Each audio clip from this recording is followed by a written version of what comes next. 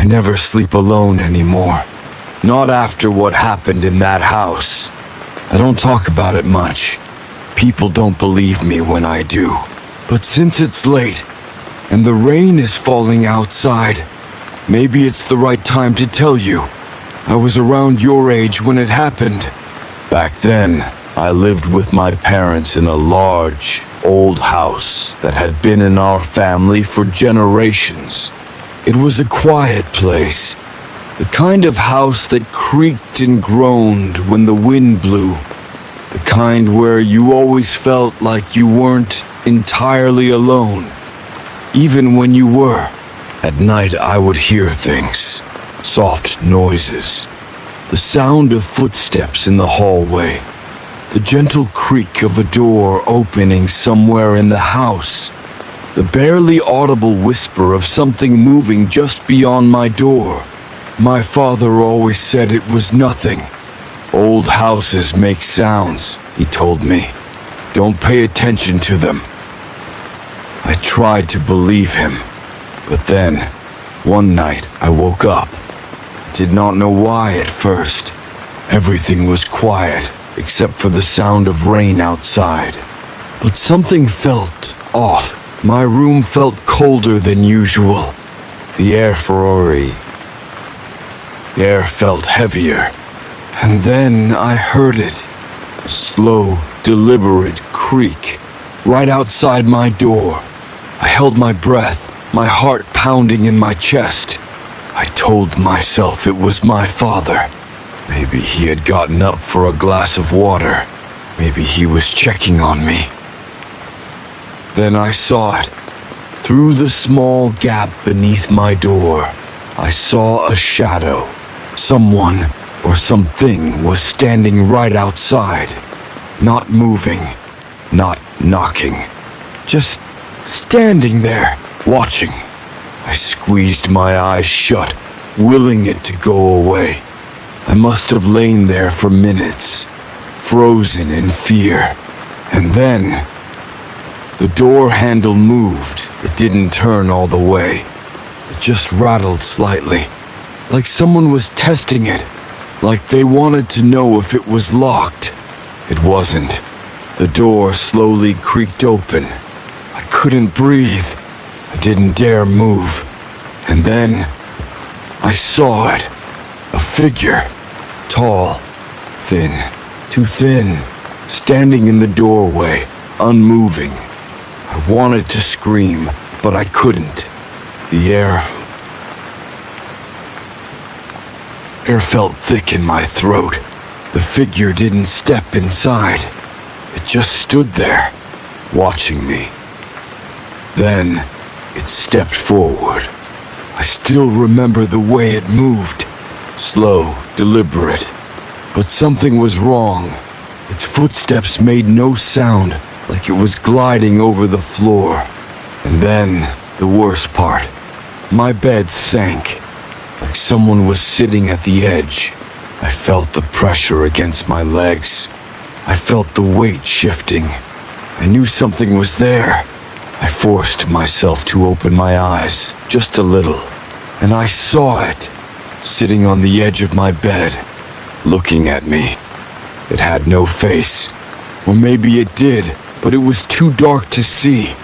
But its eyes were real, hollow, black pits, deep and endless, like staring into something that should not exist. And then, it smiled. I don't remember what happened after that. When I woke up, it was morning.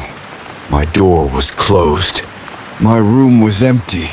For a moment, I thought it was a dream. Then I saw the imprint. On the edge of my mattress, right where it had sat, was a deep, unmistakable indentation, like someone had been there all night. From that night on, I never slept alone again. Not because I was afraid, because I wasn't sure I was ever alone in the first place. When I woke up the next morning, everything felt wrong. It wasn't anything obvious at first, just a feeling, a lingering unease like the night before had left something behind. Something unseen, something I couldn't shake. The indentation was still there on the mattress. A perfect, deep imprint where something had sat. I reached out, hesitantly running my fingers over the spot. It was cold, colder than the rest of the bed. I sat up slowly, scanning my room. The door was closed. The air felt thick, like the room hadn't been breathed in for a long time. That's when I noticed it. The closet door. It was open, just slightly. A crack wide enough for a pair of eyes to peer through. I always closed my closet before bed. Always. I felt my pulse quicken. My body was frozen between the instinct to run and the overwhelming dread of knowing that whatever I had seen last night, it hadn't left. I forced myself to get up. My legs felt weak as I walked across the room. Each step felt heavy, like I was walking through something thicker than air. The closet door creaked softly as I pulled it open. Nothing. Just my clothes, my old toys, stacks of forgotten things in boxes. But the smell, something was wrong. The closet smelled damp. Not like old clothes, but like earth. Like rotting wood. Like something that had been buried deep underground for a long, long time. I backed away. I wanted to tell my parents. I wanted to tell someone. But what would I say? Hey, Mom, Dad, I think something sat on my bed last night. Oh, and also, my closet smells like a graveyard. They wouldn't believe me. So I said nothing. I went to school like normal. I tried to push the night from my mind, but the feeling never left me. And then, something else happened. It was late afternoon when I got home. The house was quiet. Too quiet. Normally, my mother would be in the kitchen, or my father would be watching TV. But that day, the house felt empty. Mom? I called out. No answer. I walked down the hallway, my footsteps unnervingly loud on the wooden floor. The air felt heavy again, the same thickness as my room that morning. And then I heard it. A voice, coming from my parents' bedroom. I couldn't make out the words. It was soft, almost a whisper, like someone was having a conversation just out of earshot. I took a step closer. The door was slightly open. Through the gap, I could see my mother, standing near the window. She was facing away from me, perfectly still, her back rigid. Mom? The whispering stopped. She didn't turn around. For a long moment, she just stood there. Then, in an eerily slow motion, she tilted her head to the side, too far, like her neck was bending at the wrong angle. I felt a chill rush through me. Who were you talking to? I asked, my voice barely above a whisper. Silence. Then she finally spoke, but her voice, it wasn't right. It was too slow, too deliberate, like she was choosing each word carefully, or like she wasn't sure how to form them at all. Did you sleep well? The way she said it made my skin crawl. I took a step back. Something was deeply, horribly wrong. Mom, are you okay? She turned then, and for a moment, just a split second, her face wasn't hers. It was too pale, the skin stretched too tight over her bones. Her eyes, they were wrong. Not like my mother's eyes. Darker, hollow, like they didn't belong to her at all. Then she blinked, and just like that, she was normal again. Sweetheart, what's wrong? She asked, her voice back to normal, warm and familiar. I couldn't speak. I just stood there, my heart pounding. Had I imagined it? Had I really seen what I thought I saw? I wanted to believe that. I desperately wanted to believe that. But I knew, somewhere deep inside, I knew. The thing that had been watching me last night, it wasn't gone. And now, it was inside my house. It's been a year, 12 months, 52 weeks, 365 nights. And I haven't slept alone since. Not because I don't want to, but because I can't.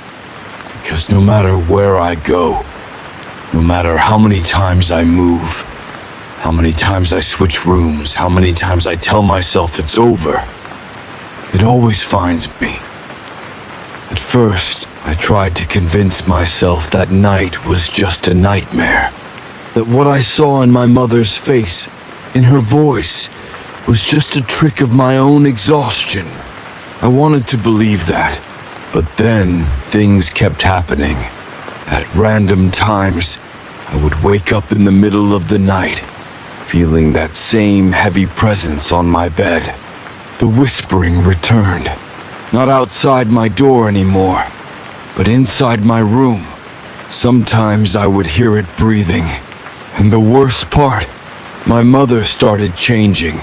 It wasn't drastic, just small things at first. She would forget simple details, call me by the wrong name, stare at me for just a second too long, like she was trying to remember something about me. My father didn't notice, or if he did, he never said anything. But I knew. And then, one night she knocked on my door. "Sweetheart, open up." Her voice was soft, almost too soft. I didn't move. I didn't answer. Then, the door creaked open on its own. She stepped inside, but something was wrong. Her face was too pale again. Her arms hung unnaturally at her sides, stiff and motionless. She smiled, but the smile was too wide, stretching too far across her face. "Why don't you sleep, sweetheart?" I couldn't breathe. Her voice wasn't hers anymore.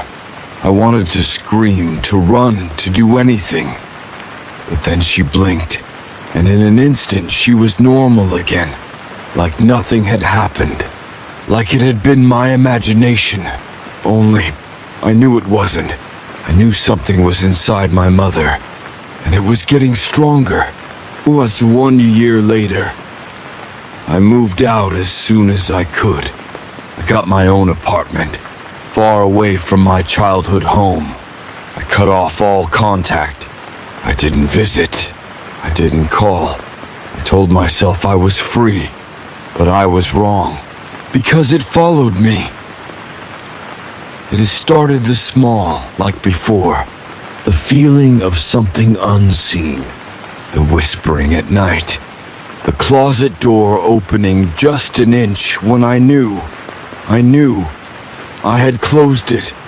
And then, last night, I woke up to the sound of my phone buzzing. It was a message from my mother, a single photo. It was my old bedroom, but the bed wasn't empty. There was a figure sitting on the mattress, too dark to make out, but its shape was unmistakable. And then another message came, a voice recording. I hesitated before playing it, but when I did, I heard breathing, slow, heavy, right next to the microphone. And then, a voice, "You can't run from me." My hands shook as I deleted the message. I told myself it was a prank. I told myself it wasn't real. But when I turned my head, my closet door was open, and I wasn't alone. Anyway, that's my story. It's getting late. The rain is still falling outside. I hope there's nothing standing in the shadows of your room. watching you, waiting, already inside. But for now, it's time to sleep. Good night.